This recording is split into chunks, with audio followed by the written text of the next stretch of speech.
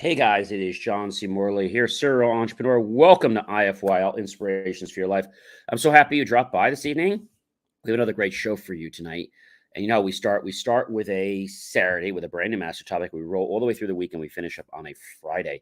So thank you very much. And if you're one of my friends, colleagues, and fellow associates coming back, thank you so much from the bottom of my heart for supporting the channel. Also, if you are one of those people that rewatches us, that's 1 a.m., 1 p.m., 2 a.m., 2 p.m., 3 a.m., 3 p.m., 4 a.m., 4 p.m., 6 a.m., 6 p.m., 12 midnight, 12 noon, 5 p.m., 5 a.m., whatever time you watch us, really do appreciate you making the time to rewatch us and catch all those great, valuable nuggets. All right, let's get into the master topic, everyone, because I know you've been waiting for the master topic. Here it is, everyone. How to build an A team. All right. So this is the master topic for the entire week, but there are a lot of things that you need to do when you build an A team. So first thing is you have to share, um, basically have a shared scoreboard. And what this means is that you have a common mission, or at least a mission where everything intersects in one common place, right? You might have somebody that does something because they want to help others. You might have someone that does something because they're an environmentalist. But at the end of the day, your common mission is to bring people together. So I think that is really, very, very cool. So having an inspired I'm going to say plan, like I just mentioned to you, having that shared set of common goals is really vital. And so I can tell you, ladies and gentlemen, that a lot of times teams get formed. It can be very daunting as no one wants to take responsibility. Nobody wants to share anything. But another thing that's important, ladies and gentlemen, is to create um, a welcoming team's culture. Now, I don't care whether you're on a volunteer team or you're on a work team, it doesn't really matter. Culture in a team is so vital. All right. And by being vital, I mean that if you don't have a culture, well, your team's going to go, it's going to go nowhere. It's absolutely going to go nowhere.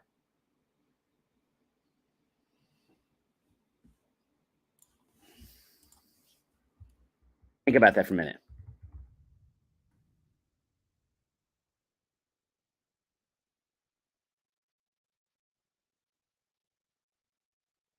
I'll tell you, ladies and gentlemen, that what you're thinking about is an A team. But an A team doesn't just get off the ground by just thinking about it. There's a lot of work in putting an A team together. And that's because, like I said, we have to have that shared scoreboard. We have to create your team's culture.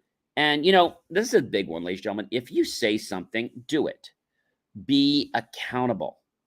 Yeah, be accountable. Say it, right? Do it. Be accountable. Now, that might sound like something that's a little crazy, but it's not, ladies and gentlemen. It's not. Thinking about building an A team, better yet, thinking about managing an A team might be just as hard as building one. So let's think for a moment. Have you ever been part of an A team before? Have you? If you have, then I would like to know what that team did that was so unique or so special. And you might say to me, hey, John, I don't know what made our team so special. All I know is that everyone on our team was so passionate about doing everything. And we just, for whatever reason, we just got it done. And things always changed, but the team supported everyone. And see, these are the types of things that you have to understand when we think about an A team. So an A team means that you are at the top of your game, that your team is like the epitome. They're like something that everyone else is going to be wanting to mirror, they're going to want to learn from, because not only are they a great team, not only do they get things done well, they communicate well with each other, but the energy is so infectious that people want to be part of this team. I know a lot of people that say to me, "Hey, John, I'm really busy." But when I tell them I'm putting a team there, "Oh, John, I'm always busy, but I'll tell you what, whenever you have one of your teams, let me know because I definitely want to be part of it." Why? Well, because when I create a team, it's one where people feel valued. Let me repeat that. People feel valued. And when they feel valued, you know what happens? They want to go above and beyond. And they want to make a difference in other people's lives. They want to make a difference in other people's lives. Having an A team is not just saying, "Hey, we're the best." It's recognizing where your weaknesses are and trying to compensate them from other parts of the team. Okay. Knowing where your strengths are so they can be managed properly. And also compartmentalizing things so that tasks can be put into the appropriate queue, if you will. Now, when I say to you the word A team, I know the first thing that probably pops in your head is probably a movie that was on TV, right? What's the first thing when I say A team? What's the first thing that comes in your head? Well, you might be thinking about the A Team American action adventure television series that ran on NBC from January 1983 to March 1987. And it was former members of a fictitious United States Army Special Forces unit. And the four members of the team were tried by court martial for a crime they had not committed. And so when we think about building an A team, we know that we want to have the very best that we can have. I was watching a movie not too long ago, and they said something very interesting in the movie. "I want your very best, your very best, your very best. I want you to give me your very best." When you have confidence in yourself to show your very best, you'll start to realize that an A team is not just something you want, it's something you have to have. Now, some people want an A team because they want to extort the benefits, saying, "Hey, we have an A team, we could do anything." That's nice, but that's not why you form an A team. You form an A team because you want to be the leaders in your field. You want to set examples for other people. You want to be a team that other people can be part of, but a team that other people will want to clone. Not for the same reason, but understanding how the team functions. I also mentioned the other night about Robert's rules. Are the people on your team supportive, or are they people you have to support? What are you talking about, John? So there are people that, let's say, you support, okay? There's people that want to support you. It has to be an equal balance. If your team is constantly about holding everyone's hand, sorry, that team's not going anywhere. In fact, the only place that team is going is down. A team needs to be independent, yet it needs to be respectful to carry out the missions and values of the teams with complementing the goal's mission. If you decide, "Oh, I want to do this my way and this is the way it's going to be done," well, you could have that attitude, but you're going to destroy the A team. You're going to destroy that A team. That A team that you might say, "John, this is impossible. Like, how are we ever going to do this?" An A team, that's what they do. They figure out how to achieve the impossible. Wow. An A team figures out how to basically manage and create the impossible. Now, I'm not saying that everything is impossible, but a lot of times when you have a team, if the team has a mentality that, they can't do something, then they're going to fail before they even start. Okay. I mean, that's how it's going to work, right? I want to ask you a question. Have you ever been part of an A team? So maybe the first A team you were ever part of, it could have been when you were younger. It doesn't have to be now, but maybe you were in college, and maybe the A team that you first got to be part of was this. I'm going to say school project you're working on in college, and everybody wanted to get a great grade. So when we learned what made an A team work, that's when we figured out the magic. We figured out how to take a concept and have a whole bunch of people working on different facets of something, all different and unique in their own perspective, that yet did not get in the way of each other, but complemented each other and just naturally came together. Have you ever watched a play? That's an A team, right? They work together tireless sets of hours. And they do this because they love acting. I know I've acted many times. And when you can just have something like that, that's pretty amazing. Let's talk about another A team. Another A team. Many of you guys know that I'm an Eagle Scout. So being in a Boy Scout troop, that's an A team.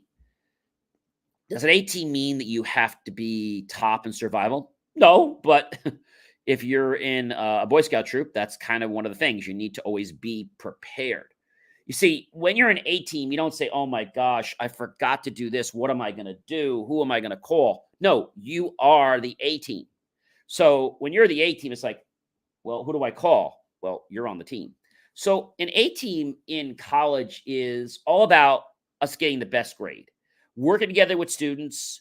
Some students might be a little petty and they don't necessarily want to get to know you, but they will work because they want to get the best grade. And you also get people on that A team, unfortunately, that they're always going out. They never can put in the time. They never commit to finish anything. And those people usually don't want them to be back on your team again. An A team is very prevalent when we think about the Olympics. They have an A team, right? Swimmers, they're an A team.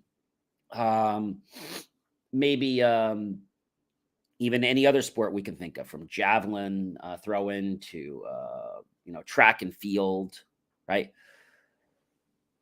Anytime we want to achieve a goal, okay, and we always said that 2 heads, 3 heads, 4 heads, 5 heads, 6 heads, 7 heads, any number of heads are better than one. And so when we figure out how to orchestrate and choreography that set of actions and do it in such a precise way, we've created an A team. Very busy kitchens at high-end hotels, they're an A team. They might have a real tough night, but they got an A team tonight because they know that they got to get that food out of the kitchen and they got to get it into the customer or the client's hands at the table. They can't have them eating cold food. An A team is also very important when we want to think about raising the bar. So you might say, John, if we've already raised the bar, how do we get any better? That's the thing, ladies and gentlemen. You can always become a little bit better than you were before. Now, I'm not telling you to be 100 times better. I'm just saying get a little bit better. And you see, that's what successful people do. They start out by doing something well. Then they study it. They get a little bit better, a little better, a little better, a little better, a little better. And finally, they might have improved their skills by over 10%. Now, every little bit you improve in life affects your team's outcome. Have you ever been on a spelling team before? And so, or maybe you're on a debate team. And so everyone on that team needs to do a great job for you guys to win. That's an A team. Maybe you were in grammar school and you were on a relay team. One of my favorites is the water relay team. So typically what happens is there is let's say a big, large container at one side. Usually do this outside in shorts. And you have this cup and you basically fill it up and you have to kind of run it aside without covering the cup and you put it down. You have to keep going back and forth. And so you want to do that as quickly and efficiently as possible without dropping water. because the one that gets the water up to that line or beyond it is the winner. So if your team is like, oh, I can't do this, I can't do this, I can't do this, they're probably someone you don't want on your A team. Now, you're going to get people that might have never been on A team before. They need to suck it up. One lady said, suck it up, buttercup. And I think that's pretty cool because you need to make that choice to actually become the best you that you can become. That's pretty amazing, isn't it? Become the best you that you could become. Ladies and gentlemen, I am John C. Morley, serial entrepreneur. It has been an amazing privilege, pleasure, and honor to be with you this fantastic Monday evening. I hope you'll like, love, support the channel. Definitely comment below. Tag your friends, colleagues, and associates. Share this out with everyone you know on social media. Go to my YouTube channel, John Space C Space MRLAY Space Serial Entrepreneur. Look for that key phrase, help keep your content free. Make the choice, ladies and gentlemen, to buy my team and I a cup of coffee, a bowl of fruit, or a savory dessert. Either way, we'll be grateful with those pennies and dollars. We'll invest into new hardware, new technology, new equipment, new software, even new facilities to give you the most jaw-dropping, impactful content to change your life if you really want that to be a part of yours. I'm going to see you guys in another IFYL show real soon. Thanks so much for popping by. I can't wait to share tomorrow's episode with you.